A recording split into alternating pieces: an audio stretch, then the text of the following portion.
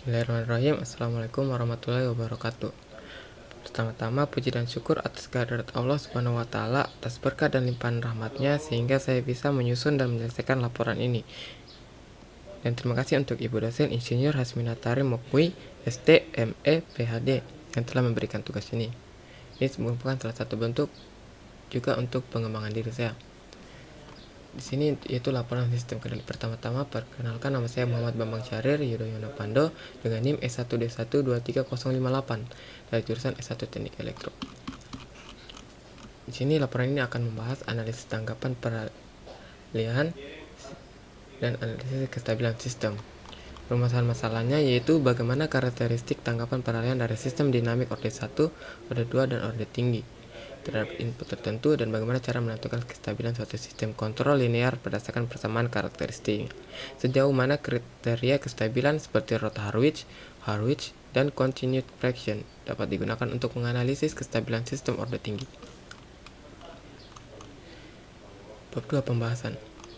Di sini ada analisis tanggapan peralihan sistem orde 1. Mungkin untuk melihat persamaannya ini, dan kita langsung masuk saja ke intinya, yaitu untuk menjelaskan listing program. Sini ada CLC, yaitu untuk membersihkan command window, clear all untuk menghapus semua variabel dari workspace, close all untuk menutup semua jendela grafik yang terbuka. Contoh soal 4.2, yaitu tanda komentar untuk menandakan bahwa soal ini 4.2. Di sini num 0, 5, yaitu untuk menentukan pembilang numerator fungsi alih sistem, dan den 5, 8 menentukan penyebut denominator fungsi alih sistem. Untuk menghitung pecahan parsial dari fungsi alih, untuk residu R, P dengan K sama dengan residu num den. Untuk T sama dengan 0, ada nilai 0, 0,1 dengan 10, yaitu untuk membuat vektor waktu dari 0 sampai 10 detik dengan interval 0,1 detik. Sini R sama dengan T untuk membuat masukan berupa fungsi RAM R dalam kurung T sama dengan T. Ini yaitu Y, lanjut di bawahnya ada Y sama dengan 1 sim dalam kurung num dan R dan T, yaitu untuk menghitung tanggapan sistem terhadap masukan RAM menggunakan fungsi 1 sim. 1 sim digunakan untuk mensimulasikan respon waktu dari sistem terhadap masukan. Sini komentar menampilkan hasil tanggapan sistem dalam bentuk grafik, yaitu untuk menampilkan grafik, dan itu ini merupakan tanda komentar. Di sini ada plot T, Y. Dan ini grid on untuk menampilkan grafik pada grafik. Di sini ada title, yaitu tanggapan terhadap masukan laju satuan, yaitu sebagai tujuan judul grafik. Y label yaitu keluaran atau output, yaitu untuk label sumbu Y. X label itu T detik, yaitu label sumbu X. Ini untuk hasilnya, hasil dari codingan tersebut. Di sini kita dapat melihat sistem orde 1 memiliki fungsi alih G kurung S, yaitu 5 S tambah 8 sama dengan 1,6. Menunjukkan fungsi ini sistem memiliki satu polar yang negatif. Karena itu tanggapan sistem akan mendekati nilai 0,625 secara eksponensial tanpa adanya osilasi atau lonjakan overshoot. Hal ini sesuai dengan karakteristik sistem orde 1 yang memiliki tanggapan halus dan stabil terhadap masukan RAM. Kita langsung masuk di sistem orde 2. Untuk fungsi alihnya seperti ini. Kita langsung ke listening program saja. Sini ada CLC, clear all, close all, sama seperti tadi, yaitu untuk membersihkan command window, menghapus semua variabel di workspace, menutup semua jendela grafik yang terbuka. Tidak ada tanda komentar. Contoh soal 4.3. Sini kita masukkan num sama dengan 0, 0, 130, yaitu pembilang merupakan pembilang, yaitu hanya memiliki konstanta pada orde S pangkat 0, konstanta 130. Sini den 158, yaitu penyebut dari sistem orde 2 S kuadrat tambah 5S tambah 8. Untuk menghitung frekuensi alami sistem omega, yaitu omega n sama dengan S QRT dalam kurung den dalam kurung 3, yaitu bentuk standar dari S kuadrat tambah 2 zeta. Menghitung rasio redaman zeta sama dengan den 2 per 2 kali omega n, yaitu untuk zeta, untuk memunculkan perhitungan zetanya. Di sini menyiapkan fungsi ali untuk analisis pecahan parsial. Sini kita lihat, untuk kita tambahkan komentar, kita tambahkan satu orde penyebut mengalihkan dengan S agar bentuknya cocok untuk dimasukkan undak. Sini num 1 0 0 130. Tambahkan 0 di awal untuk agar derajat pembilang sama dengan 2. Untuk den 1 1 5 8 0 ditambahkan 0 di belakang untuk mengalihkan penyebutnya dengan S. Menghitung pecahan parsial dari bentuk num 1 dan den 1 yaitu Z P K sama dengan residu dalam kurung num den 1. Lalu step num den, yaitu fungsi built-in untuk menampilkan respon terhadap masukan undak satuan. Sini ada grid on untuk menambahkan grid pada grafik, title untuk sebagai judul grafik, y label sebagai sumbu y, dan x label untuk sumbu x. Kita bisa lihat nilai omeganya, nilai zeta-nya, dan lain-lain. Nah, seperti ini untuk grafiknya. Itu hasil simulasi ini menunjukkan bahwa sistem merespon masukan undak satuan dengan cepat, ditandai oleh kenaikan yang langsung menuju akhir tanpa adanya oscilasi. Berarti pada awal tanggapan terlihat adanya sedikit lengkungan, atau kelengkungan awal ini menandakan adanya pengaruh dari pol kompleks konjugat. Namun dengan faktor rendaman yang cukup tinggi, zeta 0,88, sistem ini tidak menunjukkan overshoot atau osilasi yang signifikan. Kita langsung masuk di sistem orde 3. Seperti ini untuk perhitungannya. Kita langsung ke pembahasan listing program. Sini seperti tadi juga di atas, CLC, clear all, close all.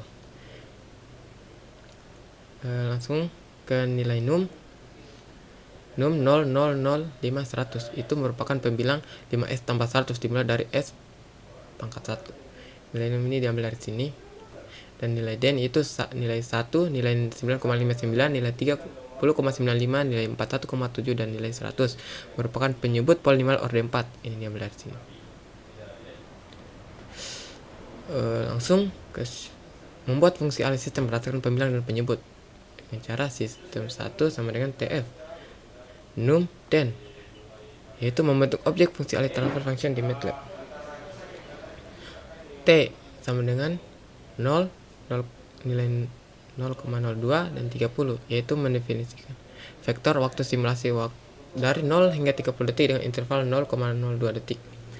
Sini ada, langsung lanjut di bawahnya, y x t sama dengan step dalam kurung num den t, yaitu menghitung respon sistem terhadap masukan undak satuan unit step input, yaitu sebagai keluaran atau output, x itu status internal state, dan t itu waktu. Langsung melanjutkan grafik seperti tadi juga. Untuk menampilkan grafik, yaitu pakai plot ty, grid on, title, y label, x label. Untuk plot respon keluaran terhadap waktu, menampilkan grid pada grafik, judul grafik, sumbu y, dan sumbu x.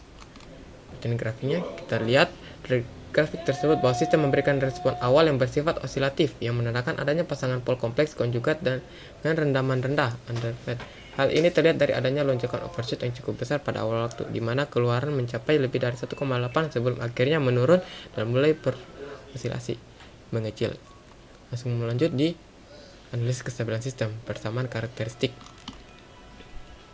Untuk pengerjaan seperti ini, kita lihat listing program. Clear all untuk menghapus semua variabel dari workspace, close all untuk menutup semua jendela grafik yang terbuka, P untuk mengedit P584 mendefinisikan koefisien polinomial 5S kuadrat tambah 8S tambah 4. Roch P menghitung akar-akar nilai S dari polinomial. Hasilnya seperti ini, sudah sama dengan cara manualnya. Lanjut di kriteria Roch. Untuk persamaan karakteristiknya itu S pangkat 3 tambah S kuadrat tambah 5S tambah 8. Koefisiennya itu berarti di sini 1, 1, 5, 8. Listing programnya CLC, clear all, close all, sama seperti tadi. Langsung ke komentar contoh soal 5.5. P sama dengan 1158 merupakan koefisien dari polinomial karakteristik. Terus Roth P merupakan fungsi Roth untuk membentuk tabel Roth-Hurwitz. Kalau kita sudah memanggil fungsi tabel, maka akan muncul seperti ini.